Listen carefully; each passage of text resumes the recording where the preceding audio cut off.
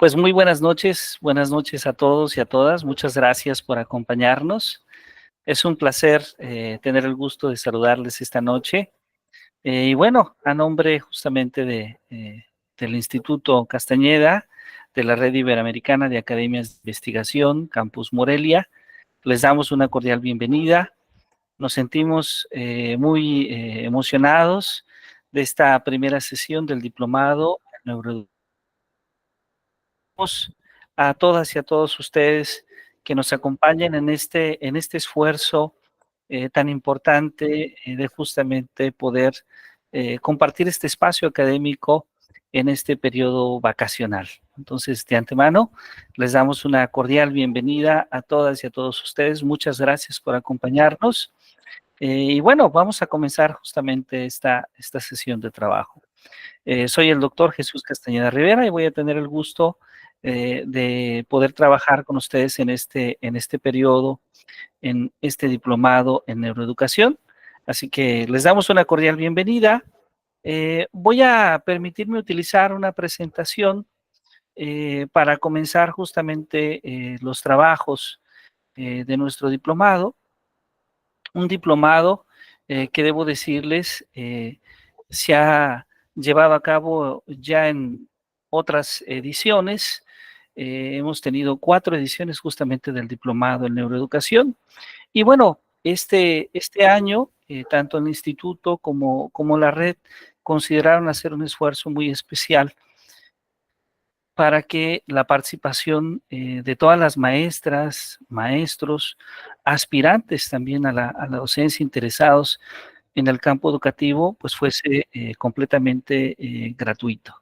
Entonces, pues bueno, de antemano, agradecemos a todos ustedes por su interés y deseamos que todos podamos, desde luego, disfrutar y aprender en cada una de las sesiones de trabajo.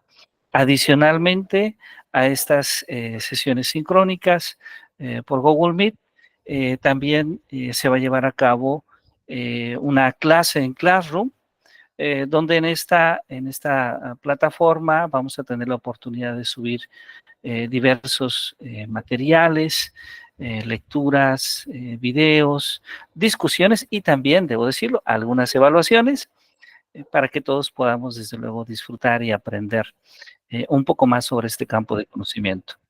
Pues bueno, nuevamente les saludo con mucho gusto y vamos a comenzar justamente nuestra sesión de trabajo para atender de manera puntual. Nuevamente les damos a todos y a todas ustedes una cordial bienvenida y realmente nos complace mucho el entusiasmo y el interés que he tenido en maestras y maestros de diferentes partes de nuestro país. Voy entonces a permitirme utilizar una presentación justamente para que todos y todos ustedes podamos ir revisando, ir disfrutando un poco de nuestro trabajo. Muy bien. Bien.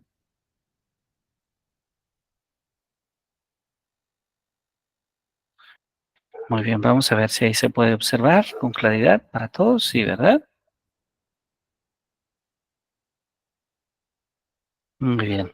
Pues bueno, bienvenidos al diplomado en neuroeducación, un diplomado organizado por el Instituto Castañeda y por la Red Iberoamericana de Academias de Investigación, Campus Morelia. Perdone, doctor. Sí. ¿Sería Sí, posible que le quitara la barrita blanca que está porque no me permite leer el texto? Ahí está mejor, ¿verdad? Ya está mucho mejor. Y sí, muchas gracias, No, muy muchas amable. gracias. Muchas gracias a usted. Muy bien, creo que ahí ya se puede leer mucho mejor. Pues bueno, nuevamente bienvenidos y bienvenidas al diplomado en neuroeducación. Pues vamos a comenzar. Y creo que por lo que podemos comenzar tal vez es justamente hacer una primera reflexión sobre lo que nosotros llamamos justamente neuroeducación. ¿sí? Neuroeducación, que es un campo de conocimiento, podremos decirlo, un subcampo para algunos educadores, un subcampo de la educación, que en los últimos años tiene un impacto importante en el campo educativo.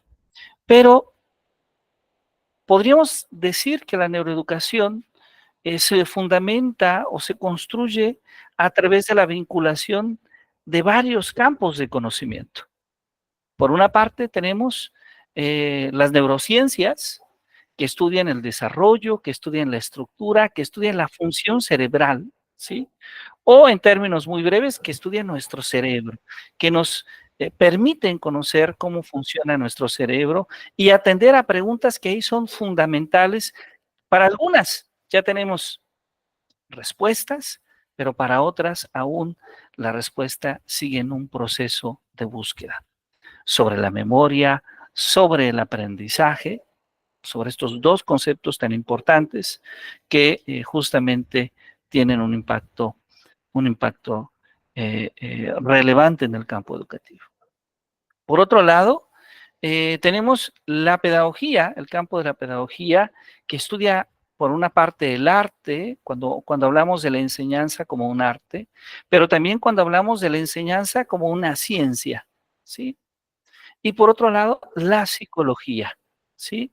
La psicología que justamente atiende los procesos mentales ligados a la cognición, ligados a la conducta, ¿sí? Entonces, la neuroeducación queda justamente en esa intersección, en la intersección que se gesta en estos tres campos de conocimiento: la neurociencia, la psicología, la pedagogía.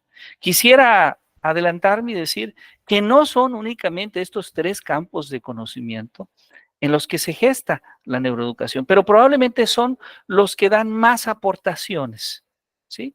Porque probablemente algunos estudios de neuroeducación también tienen una influencia importante de otros campos del saber, ¿sí? Bueno, espero que todos puedan estar disfrutando de la presentación. En Google Meet cuando presentamos, generalmente no nos permite observar justamente la pantalla de nuestros compañeros, pero bueno, estaremos por ahí pendientes. Muy bien. Entonces,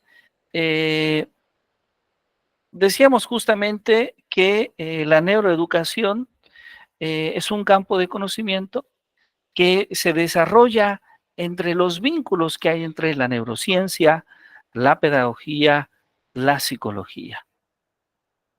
En cierta medida, lo que analizamos, esta neuroeducación que se da en la interacción de estos tres campos es, por una parte, cuestionarnos sobre el aprendizaje, algo que va a ser sumamente importante en el campo educativo. Por otra parte, en la estructura y la función del cerebro, ¿qué es lo que sucede justamente en nuestro cerebro cuando nosotros aprendemos?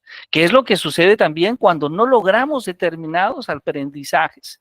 Y entonces nos cuestionamos justamente qué es lo que pasa con nosotros. Y por otro lado, la psicología que se encarga de estudiar las conductas y también, desde luego, los procesos mentales.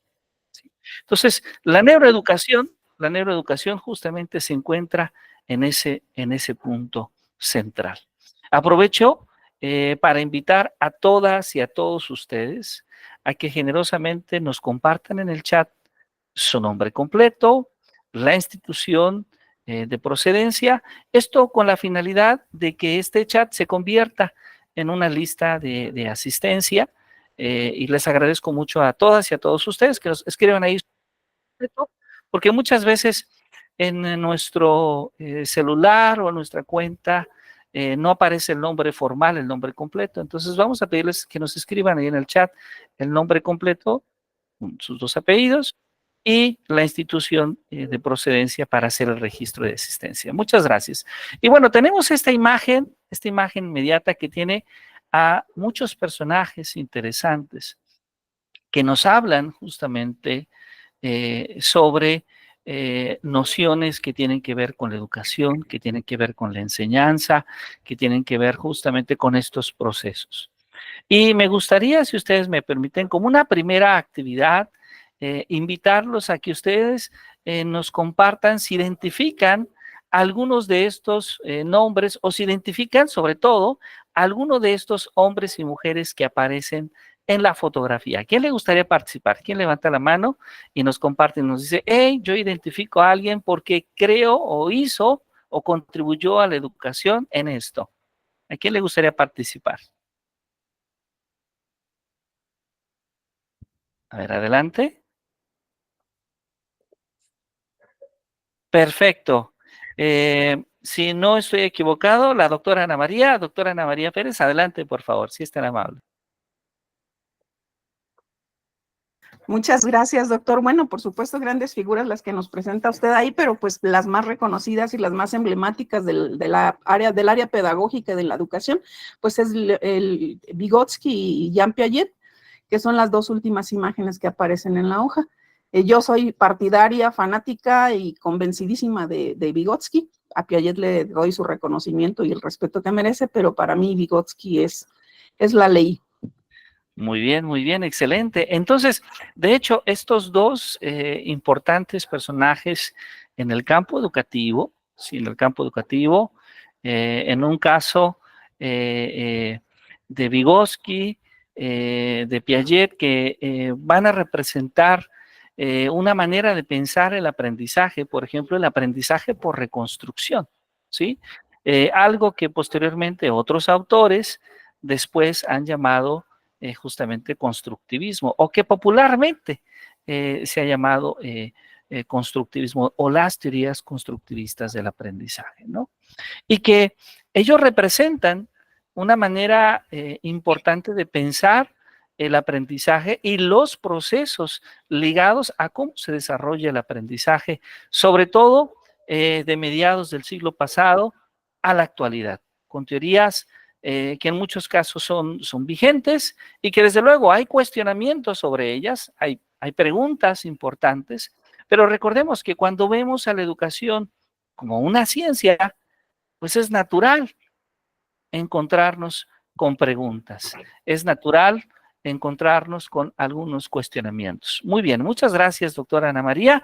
¿Alguien más le gustaría participar? Además de Piaget, de Vygotsky, ¿alguien identifica alguno de otros autores? Maestra Mónica Espinosa, por favor, adelante, si es tan amable. Bueno, doctor, también se identifican lo que es Ausubel, también se identifica que no está, pero lo hemos tratado en otros días, Maturana, que también es acerca de la biología molecular y que Ajá. no está muy, pero muy conocido, pero no tampoco menos importante, Gardner. Claro que sí, Howard Gardner, muy importante, Humberto Maturana. No los incluí, en efecto, no los incluí en esta lámina, solo quise poner algunos personajes representativos. Me disculpo porque seguramente ustedes conocen a otros personajes importantes, pero no los he incluido. Pero Ausubel sí aparece, ¿sí? Ausubel aparece en la parte superior derecha. Ahí podemos ver a Ausubel con estos lentes. Y Ausubel va a ser un personaje importante, particularmente cuando hablamos de esta noción de aprendizaje significativo, un concepto que Ausubel introduce en la psicología educativa, que después llega a la educación y que hoy en día lo entendemos como un concepto fundamental. Algo que quisiera recuperar de este concepto de Ausubel es esta conexión que Ausubel encuentra entre el aprendizaje, los procesos cognitivos que permiten el aprendizaje y la motivación. Es decir, Ausubel nos permite darnos cuenta que cuando hablamos de aprendizaje es necesario hablar de dos componentes sumamente importantes, una cognitiva y otra emocional. Muchas gracias, maestra Mónica. Maestra Ana Luisa, bienvenida, qué placer saludarle. Buenas noches, muchas gracias igualmente a Muy usted y buenas a noches. los Buenas maestros. noches, ¿a qué nos Buenas noches. gustaría compartir usted? de estos personajes. Identificó también a Watson y a Muy Skinner, bien. Watson con su gran aportación a la primera corriente de la psicología con el conductismo y bueno, su gran influencia hasta hoy en día. Y bueno, a Skinner también con su aportación con las técnicas de modificación de la conducta y también pues sus aportes a lo que viene siendo la educación. Exactamente, muchas gracias. Muy importante esto que nos comenta porque justamente usted logra identificar a estos tres personajes, Thorndike, Edward Thorndike, John Watson, Skinner, ¿sí? Que van a formar parte, bueno, primero Thorndike en esta escuela que él propiamente va a llamar conexionismo y que después tanto Skinner como Watson van a formar la teoría conductista, con otros personajes que no hemos incluido en esta lámina, pero quise proponer a estos justamente como representativos. Ellos, tanto Thorndike como Watson, como Skinner, van a tener un mérito muy importante, porque a finales del siglo XIX y principios del siglo XX había mucho interés de ver las teorías del aprendizaje, las teorías del comportamiento, podríamos decirlo en cierta medida, la psicología experimental como un campo de conocimiento científico.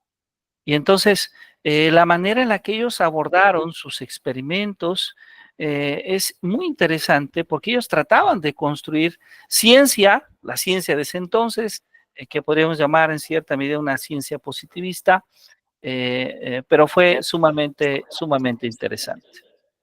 Muy bien. Entonces, hemos hablado un poquito de estos personajes que son ampliamente conocidos y que sé que todos ustedes, como docentes, como maestras, maestros, en su práctica, de manera constante, eh, recurren, bien sea a métodos, bien sea a ideas, bien sea a conceptos, a metodologías basadas en algunos de estos personajes. Muchos de estos personajes nos han hablado de cómo construir prácticas educativas, de cómo asumir el rol, por ejemplo, de profesor, a cómo construir actividades justamente para nuestros estudiantes. Sin embargo, estamos hablando en esta primera sesión, una sesión introductoria, de un nuevo campo de conocimiento que hemos llamado neuroeducación. Y este campo de conocimiento, desde luego, retoma mucho de lo ya conocido en las teorías del aprendizaje, mucho de lo ya desarrollado en el campo de la pedagogía, en el campo de la psicología, pero introduce también las neurociencias. Y esto en cierta medida nos permite, por una parte, verificar cuáles de estas teorías realmente eran exitosas para facilitar los procesos de aprendizaje. Nos permite hacernos más preguntas sobre estos procesos, pero también, desde luego, nos permite conocer las limitaciones que tenemos en el entendimiento de ciertos procesos que ocurren cuando nosotros aprendemos. Y entonces voy a permitirme introducir algunas nuevas referencias, algunos nuevos nombres. Hemos hablado ya de algunos nombres muy importantes, pero ahora voy a permitirme hablar de algunos nuevos nombres que cuando leemos sobre neuroeducación aparecen. Y nuevamente, antes que nada, me disculpo porque seguramente quienes han tenido la oportunidad de leer un poco sobre neuroeducación podrían encontrar otros autores. Y esto es porque hoy en día hay muchas personas, muchos investigadores, muchos docentes interesados en este campo de conocimiento. Uno de los autores más reconocidos es Francisco Mora, ¿sí? Francisco Mora, que escribe este bonito libro, Un paseo didáctico por la neuroeducación. Debo de anticiparme que en Classroom vamos a subir algunos de estos materiales para que estén disponibles en su modalidad digital para todos ustedes. Y quise tomar de Francisco Mora una frase muy bonita que encontré sobre él, ¿sí? Intentar enseñar sin conocer cómo funciona el cerebro, será algo así como intentar diseñar un guante sin nunca antes haber visto una mano. Y esta reflexión me pareció muy interesante porque en cierta medida a lo largo de nuestra historia hemos tratado de construir teorías para la enseñanza, teorías después para el aprendizaje. Si nos vamos a tiempos muy antiguos, algunas de las primeras ideas que tenemos sobre la enseñanza son antiguas, pero al mismo tiempo siguen teniendo un impacto importante. Aquellas ideas, por ejemplo, de Sócrates y su mayéutica, ¿verdad? De hecho, hemos hecho algunas preguntas al comenzar esta sesión, esperando que las respuestas nos lleven a la reflexión. O, ¿por qué no hablar de la obra de Platón o de Aristóteles, grandes pensadores en la humanidad? Sin embargo, cuando nosotros buscamos hablar de neuroeducación, bajo esta mirada, podríamos decir que muchas de estas teorías han sido ciertas aproximaciones a cómo entendemos los procesos de aprendizaje y de enseñanza. Y pareciera ser que la neuroeducación nos permite encontrar nuevas respuestas. Algunas respuestas que se confirman, es decir, que confirmamos que aquello que ya sabemos que funciona, sigue funcionando, pero otras más que nos permiten comprender algunos de los nuevos procesos que experimentamos. Entonces, creo que esta reflexión de Francisco Mora nos hace ver esto, ¿no? Nos hace ver que este campo de conocimiento, esta aportación tan importante que nos da el poder entender cómo funciona nuestro cerebro, qué procesos, qué funciones se hace cargo de nuestro cerebro y cómo nosotros ese conocimiento lo podemos utilizar para mejorar nuestra práctica docente. Francisco Mora también en algunas otras de sus obras conecta de manera importante algo que ya Ausubel nos había comentado, ¿sí? Sin emoción no hay pensamiento coherente y bien ensamblado, ¿sí? Es decir, de lo que nosotros estamos hablando en este sentido es que justamente creo que alguien dejó su micrófono encendido. Si gusta revisarlo, por favor. Muchas gracias. Es de cómo el aprendizaje está relacionado también a nuestra gestión emocional. Y de hecho, si revisamos un poco algunos estudios anteriores a los de Francisco Mora, podemos ver que desde 1952, Jean Piaget, cuando escribe este extraordinario libro de inteligencia y afectividad, Piaget habla de esa conexión natural que se da entre la cognición y la afección, en cómo nuestras emociones son quienes guían, quienes motivan nuestros procesos de aprendizaje. Pero a su vez, la cognición es fundamental también para poder hacer una buena gestión emocional. Esto también lo retoma David Ausubel varios años después, ya por los años 80, cuando define el concepto de aprendizaje significativo y muestra que este aprendizaje pues tiene dos componentes, una componente cognitiva que está relacionada a la adquisición de conocimientos, al desarrollo de habilidades, de actitudes, pero que también posee una componente emocional, donde la motivación juega un papel fundamental, porque es lo que le da sentido, es lo que le da significado a que aquella persona decida aprender, a que aquella persona desarrolle esa habilidad o esa actitud o adquiere ese conocimiento. Y bueno, estamos hablando de un primer autor que vamos a revisar, pero un autor fundamental también en los últimos años es David Bueno, ¿sí? De cada uno de estos autores, si ustedes ingresan ahora a las redes sociales, en Google, podemos encontrar libros, podemos encontrar lecturas con parte de sus ideas, ¿sí? Y una idea que me parece muy, muy interesante es aquella idea que nos comparte David Bueno, de que nosotros somos los escultores de nuestro cerebro, ¿sí? Es decir, nuestra inteligencia, de alguna manera, como ya lo había definido Howard Gardner, ¿sí?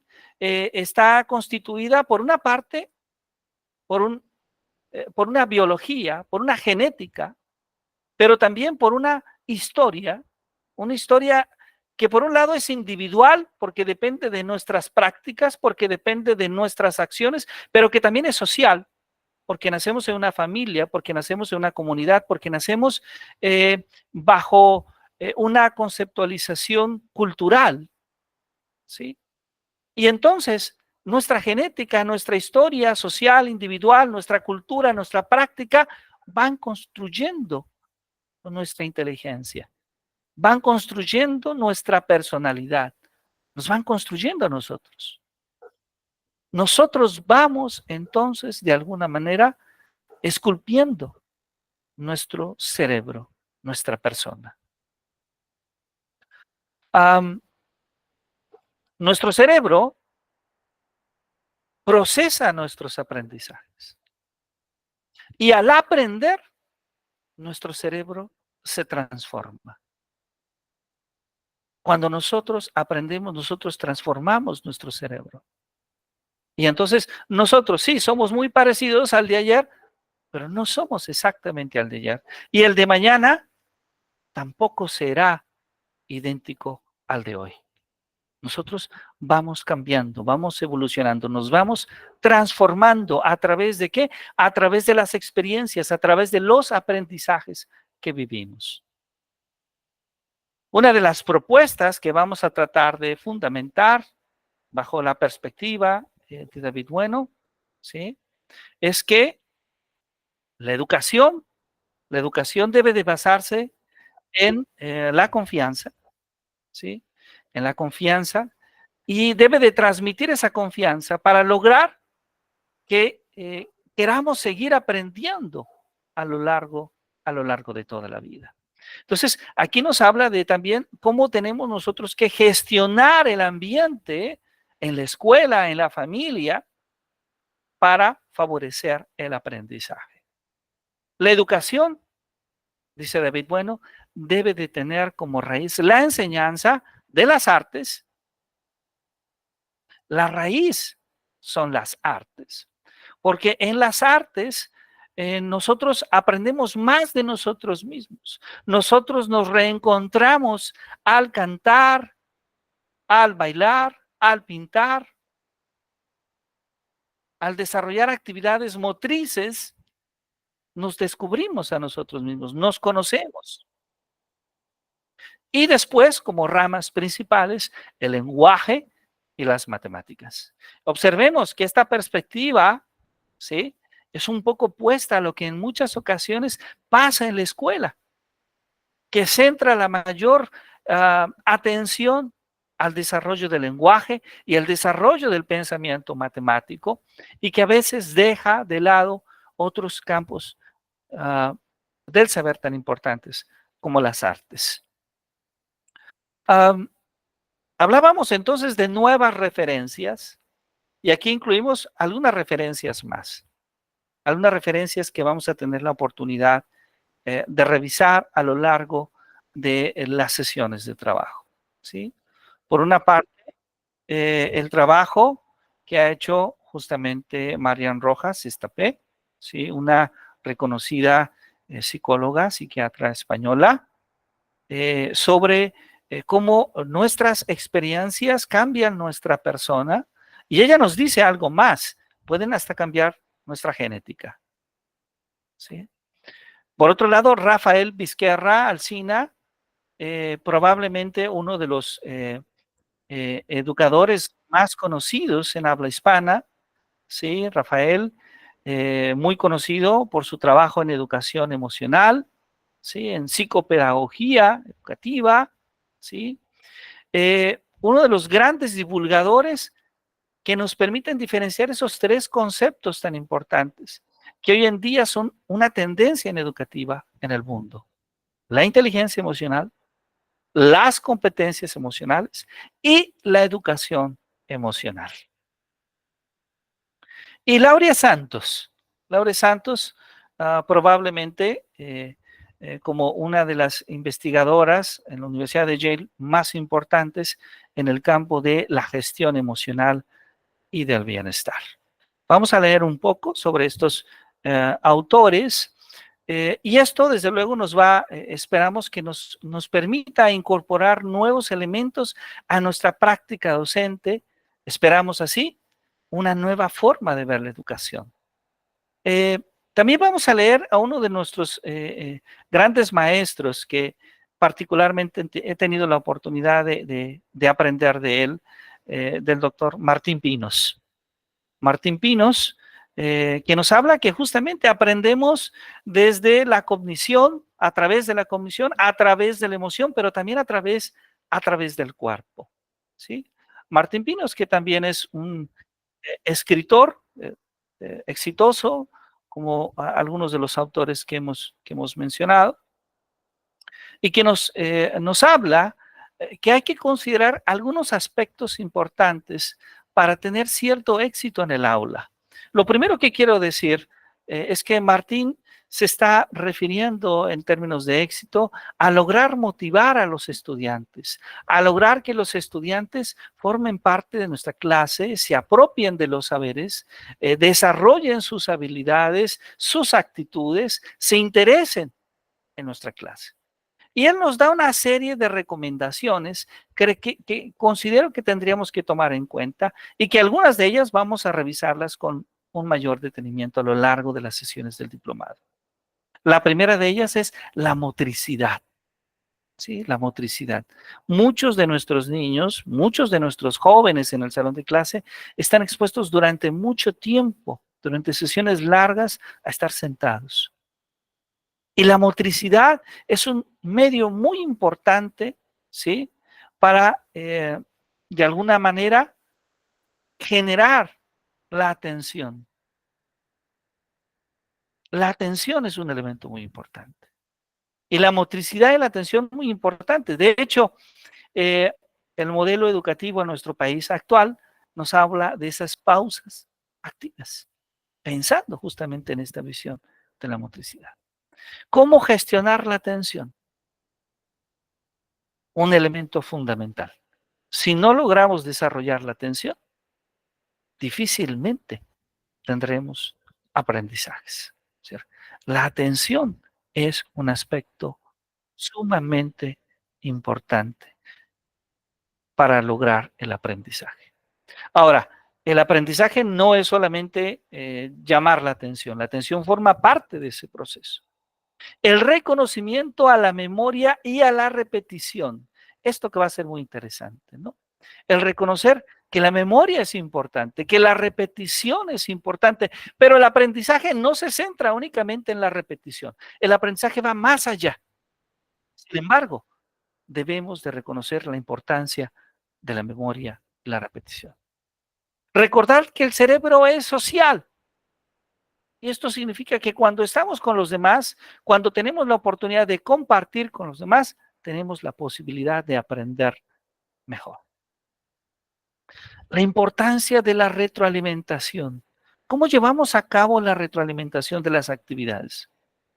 ¿Cómo nos comunicamos con nuestros estudiantes?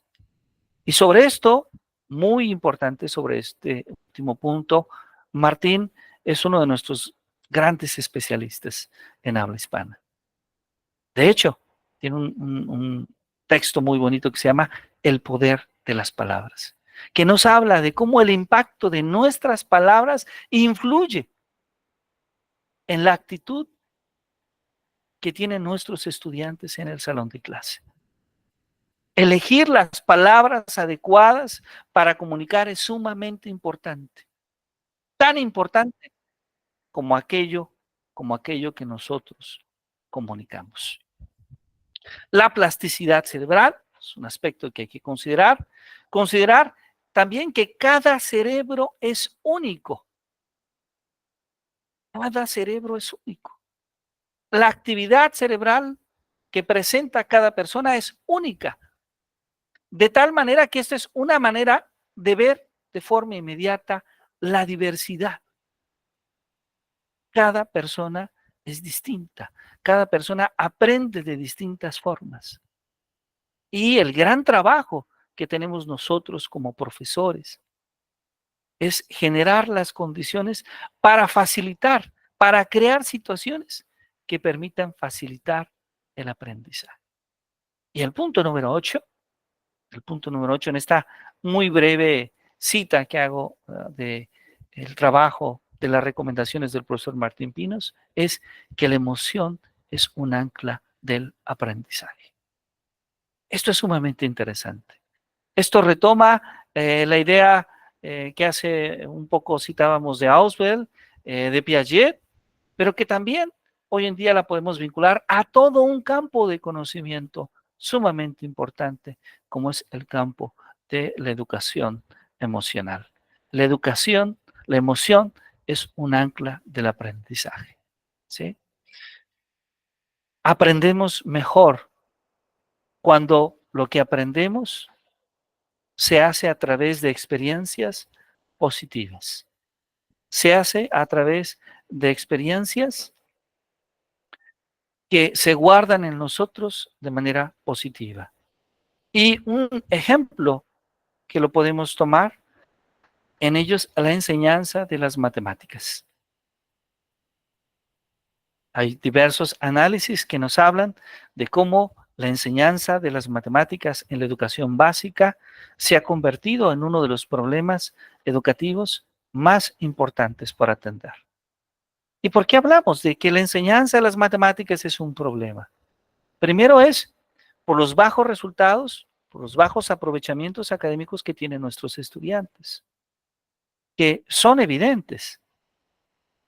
Pero no solo eso. El problema en sí no está en la matemática. El problema en sí no está en la relación que puede guardar el niño o el joven con los conceptos matemáticos. El problema en sí no está en cómo el joven o el niño aprende matemáticas. La mayoría de las veces el problema en sí está en que las experiencias que ha vivido el niño o el joven con respecto a las matemáticas no han sido positivas. Porque nosotros como profesores no hemos logrado construir situaciones didácticas que favorezcan realmente su aprendizaje. Y sobre esto vamos a hablar un poco más adelante. Y bueno, también, desde luego, les invito a leer un poco sobre lo que he tenido el gusto de escribir. Particularmente, hace un par de años, hemos escrito un texto que se llama Introducción a las teorías del aprendizaje, donde justamente una parte de este texto hace un análisis del aprendizaje desde la neurociencia. También en colaboración con la doctora Patricia Pedrosa, el doctor Ernesto Rodríguez Moncada, el doctor Ariel Campirán, el doctor Raimundo Morado, hemos escrito pedagogías y teorías educativas. Entonces, bueno, estos textos los pueden encontrar en Amazon o en Google, para quienes estén interesados en poder profundizar un poquito más, o también pueden leer nuestro portal, la página web del instituto, que es justamente www.educacionconsentidlohumano.com. Entonces, bueno, ahí pueden leer un poquito más sobre esto que escribimos. Pero entonces, ¿por qué hay tanto interés en la neurociencia educativa? ¿Por qué hay tanto interés en la neuroeducación? ¿Sí? Y me gustó mucho este escrito que hace José Antonio Marina, que inclusive José Antonio Marina le llama a esto la nueva ciencia de la educación, en el sentido en que José Antonio Marina asume la idea de que el aplicar las neurociencias, la psicología, la pedagogía, observar sus vínculos, nos permite hablar de la educación, pero desde una nueva perspectiva, desde la ciencia. Bueno, él considera justamente que nos permite aprovechar conocimientos que ya conocemos, ¿sí? Conocimientos que ya conocemos en la práctica educativa, en la pedagogía, en la psicología del aprendizaje. Pero no solo eso, nos permite fundamentar esos conocimientos, saber que ciertas cualidades, ciertas reglas sobre el aprendizaje pueden existir, ciertas condiciones para que el aprendizaje se da puede existir. Y entonces tiene varias funciones en la labor que nosotros tenemos como profesores. La primera de ellas es el poder ayudar a los profesores a entender el proceso educativo. ¿Cómo aprendemos? ¿Cómo aprendemos? Vamos a tratar con las limitaciones existentes de dar una respuesta a lo largo de las sesiones del diplomado. La segunda función sería ayudarnos a resolver los trastornos del aprendizaje de origen neurológico.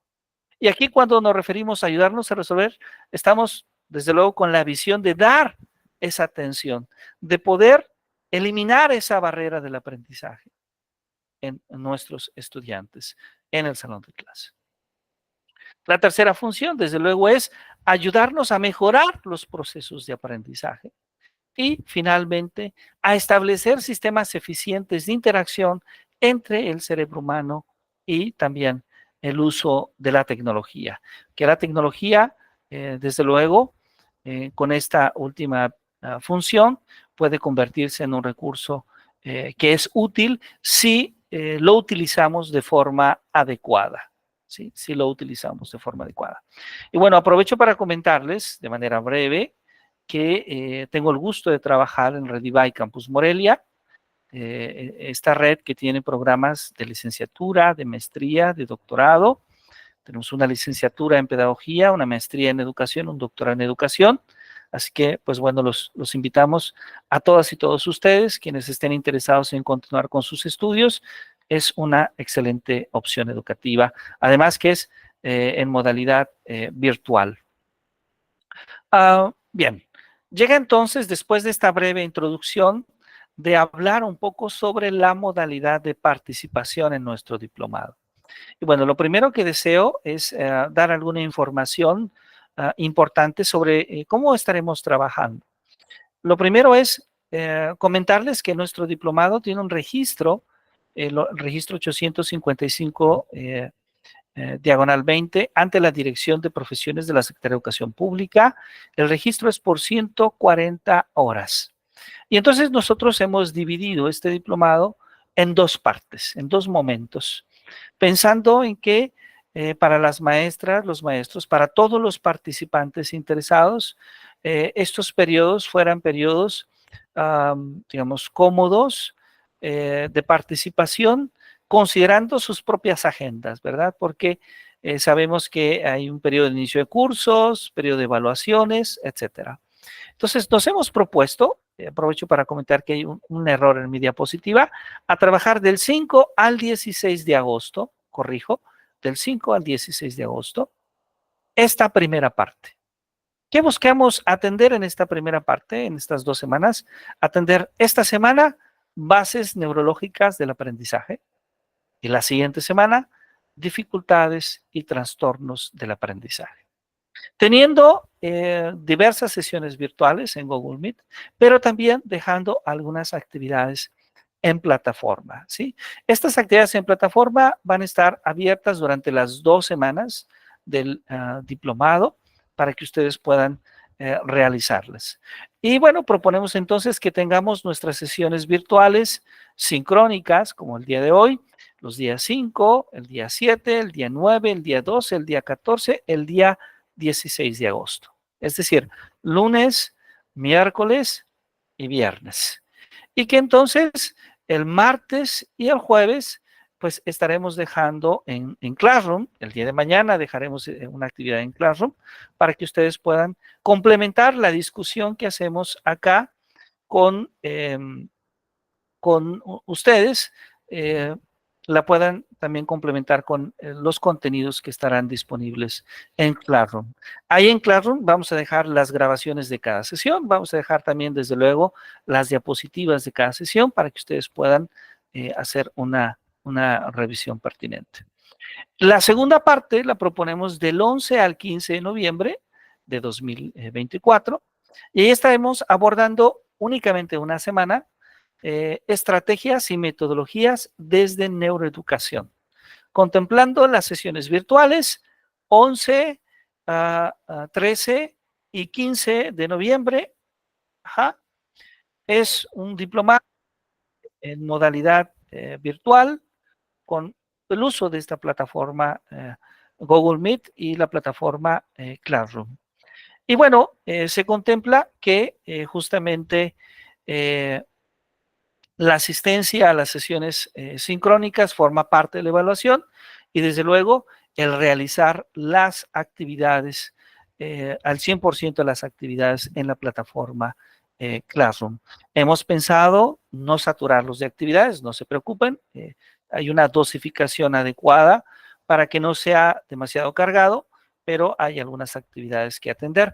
Estas actividades van a estar disponibles hasta el día de mañana, ¿sí? Es decir, se van a subir a la plataforma de Classroom el día de mañana y también el día de mañana a través del grupo de WhatsApp, con mucho gusto vamos a enviarles a todos ustedes el código para que ustedes puedan ingresar a Classroom y de esta manera puedan revisar las actividades.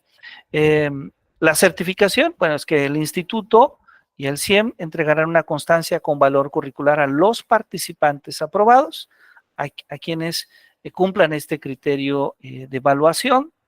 Esta constancia es lo que antes llamábamos el diploma, solo que ahora la Dirección de Profesiones emite constancias y no diplomas, aunque el curso, digamos, aunque la actividad académica se sigue llamando diplomado. Este diplomado es por 140 horas, no tiene ningún costo y ahí tal vez debo de ser preciso. En realidad, todo este tipo de actividades para las instituciones sí tiene un costo, pero este costo va a ser absorbido por el instituto para que esta actividad pueda ser completamente gratuita. Sí, pero digamos, en lo regular, si una persona inscribe un diplomado, esto siempre tiene un costo, pero en esta ocasión no tiene ningún costo. El instituto desea hacerlo de esta forma con la motivación de que sea un espacio de formación de maestras y maestros. Entonces, pues bueno, dejamos esta indicación. ¿Alguien, al parecer, tiene alguna pregunta? José Manuel, adelante, por favor, si es tan amable. No, no era ninguna pregunta. Ok, Me muchísimas equivoqué gracias. botoncito. Gracias, bien, muy amable, no se preocupe. Muchas gracias. Pues bueno, vamos entonces a comenzar. Ya hemos dado la introducción, lo que hemos platicado el día de hoy es un poco de lo que vamos a estar tratando. Y vamos a continuar con esta introducción. Vamos a procurar ser respetuosos del tiempo. Las sesiones estimadas son de hora, cuando máximo 1 hora y media. Para que no sean sesiones justamente tan cansadas para los asistentes. Finalmente, hay más materiales que van a estar en la plataforma Classroom, donde ustedes van a poder revisar con todo detalle. Si alguien no está en WhatsApp, qué buena pregunta. Muy probablemente casi todos ya están en WhatsApp. Pero si alguien no está, puede enviar su mensaje al 44 34 10 94 04. Ahí con mucho gusto atenderemos su mensaje y le incluimos en el grupo de WhatsApp. En nuestro grupo de WhatsApp nos indica que somos más de 100 personas. Hoy hemos estado cerca de 140 personas, algo así. Entonces es probable que algunos aún no estén, pero con mucho gusto, no se preocupen, si nos envían este mensaje por WhatsApp, con mucho gusto podemos subirlos al grupo. Bueno, vamos entonces a comenzar con esta primera idea de las bases neurológicas del aprendizaje. Entonces, vamos a hablar un poco sobre cómo se ha dado esta conexión entre la neurofisiología y el aprendizaje. Y bueno, a mí me encanta citar estos dos autores que admiro mucho, que es Ernest Hilgard, que aparece en la parte superior, y Gordon Bower, ¿sí? Ellos escribieron en los años 70 un libro que se llama Teorías del Aprendizaje, y es probablemente uno de esos libros más completos que he tenido la oportunidad de conocer sobre teorías del aprendizaje. Es un libro exitoso de casi 1000 páginas, donde abordan la conceptualización del aprendizaje desde un punto de vista científico, ¿sí? Y esto es muy interesante, porque el abordamiento que se hace se basa de estudios científicos, ¿sí? Lamentablemente, no tenemos después de este gran libro de Hilgard y de Bower otro texto posterior que trate de darnos un panorama casi global de todas las concepciones del aprendizaje. Ellos ya no hicieron nuevos libros que tuvieran esta visión panorámica, pero hasta los 70 podríamos decir que podemos encontrar justamente este interesante texto que yo les recomiendo ampliamente si les interesa esta visión más científica sobre el aprendizaje, tener la oportunidad de leerlo. Hilgard y Bower nos dicen entonces que no hay nada más cierto que nuestra conducta representa un producto de nuestro sistema nervioso. Entonces, si queremos entender un poco nuestra conducta, hay que comprender el sistema nervioso, ¿sí? Desde esta visión de la neurofisiología. Ahora, nuestras ideas sobre las células del sistema nervioso, sobre el cerebro, sobre la conducta, apenas hace muy poco que se empezaron a integrar, apenas en el siglo XIX, ¿sí? Apenas en el siglo XIX, ¿sí? Y estas aportaciones para comprender el sistema nervioso, el cerebro y la conducta van a surgir de muy variados campos de conocimiento: la anatomía, la histología, la embriología, la fisiología, la farmacobiología, la psicología, por mencionar algunas. De hecho, durante mucho tiempo se consideraba que los nervios eran ciertos conductos que transportaban a todo el cuerpo los humores que eran producidos por el cerebro y la médula espinal, hasta que aparece el microscopio. Cuando aparece el microscopio, se logra identificar la estructura celular del sistema nervioso. Aparece entonces un personaje muy importante que va a ser Ramón y Cajal. No solamente Ramón y Cajal, sino también Golgi. Y vean que estos nombres, Golgi, por ejemplo, el aparato de Golgi es conocido, lo aprendemos en biología, lo aprendemos en medicina, ¿sí? Entonces, Golgi, Ramón y Cajal van a hacer el planteamiento de ver a la neurona como una unidad estructural y funcional del sistema nervioso. En esa época, años más, años menos, Galvani descubre la bioelectricidad y también aparecen los primeros electrofisiólogos: Dubois-Reymond, Müller y Helmholtz. Ellos van a comprobar el paso o el relevo de una actividad eléctrica de una neurona a otra. Por otro lado, Bernard, Henrich y Langway van a añadir ese conocimiento, las bases químicas que hoy en día nos permiten establecer los mecanismos de transmisión de la información entre las neuronas, la secreción y recepción de los mensajeros químicos o neurotransmisores en las regiones de contacto, o lo que comúnmente llamamos la sinapsis entre dos neuronas, entre dos células nerviosas. Ahí tenemos una imagen de Ramón y Cajal. Y bueno, entonces la neurona se convierte justamente en un objeto de estudio sumamente importante. Estos son algunos de los elementos de la neurona que vamos a revisar en una o dos sesiones más: el cuerpo celular o el soma, el axón, el nódulo de Rambier, la vaina de mielina, las dendrinas, el botón terminal.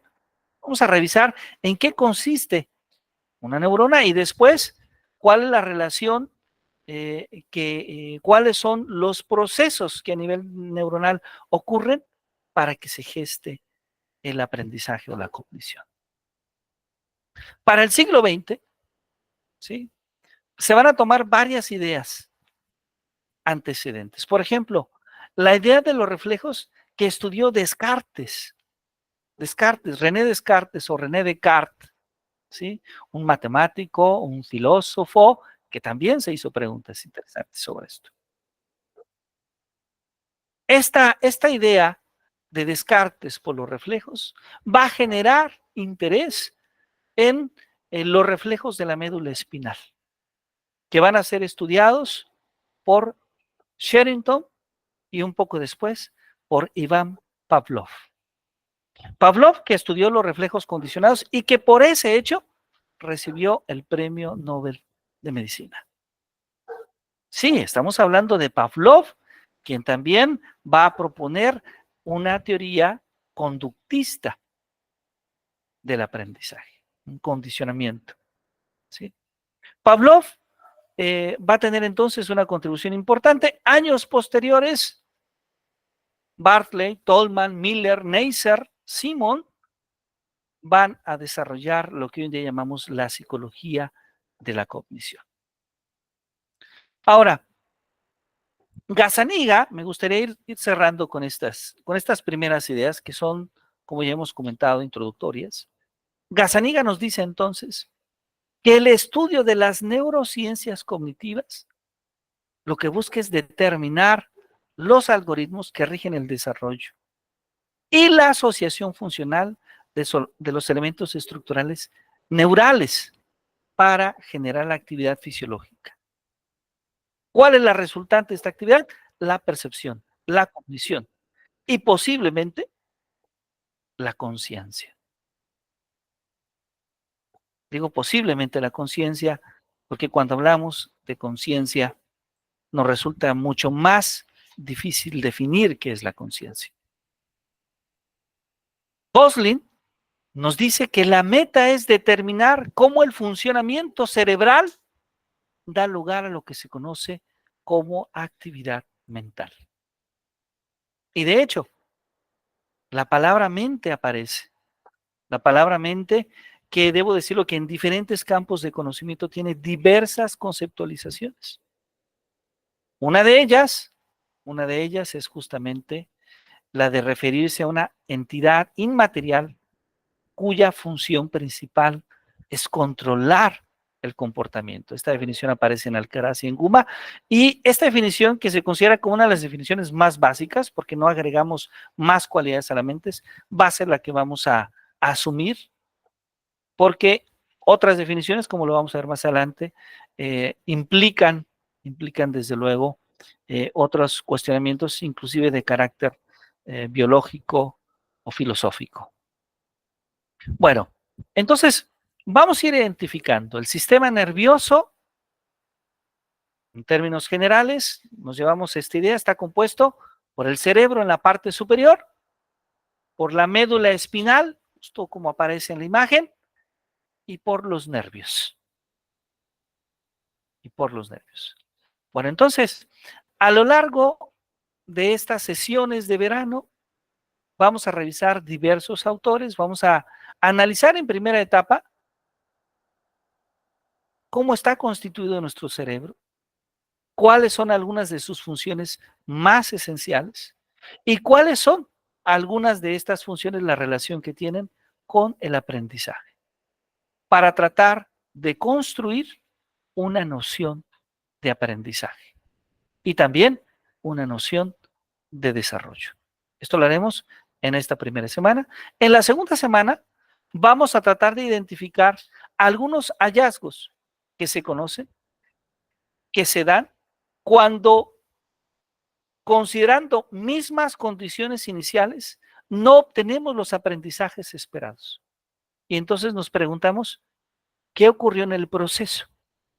¿Por qué el proceso no nos generó el aprendizaje que esperábamos? Es decir, vamos a hablar de esas posibles barreras o trastornos de aprendizaje. Muy bien, pues bueno, yo les agradezco mucho que nos hayan acompañado en esta primera sesión de trabajo. Y bueno, al mismo tiempo aprovecho para invitarlos a otras actividades que el instituto está organizando, como es el Seminario de Pedagogía Latinoamericana, que será en el mes de octubre, o el Seminario de Educación y Bienestar Emocional, que será en el mes de diciembre. Todas estas actividades académicas sin ningún costo. Entonces, pues bueno, hacemos una cordial invitación a que visiten nuestra página www.educacionconsentidlohumano.com y les invito entonces a que nos veamos el próximo miércoles justamente para seguir hablando de esta neurofisiología y aprendizaje el próximo miércoles. El día de mañana vamos a dejar con todos ustedes por la mañana el link para que puedan ingresar a Classroom en el grupo de clase.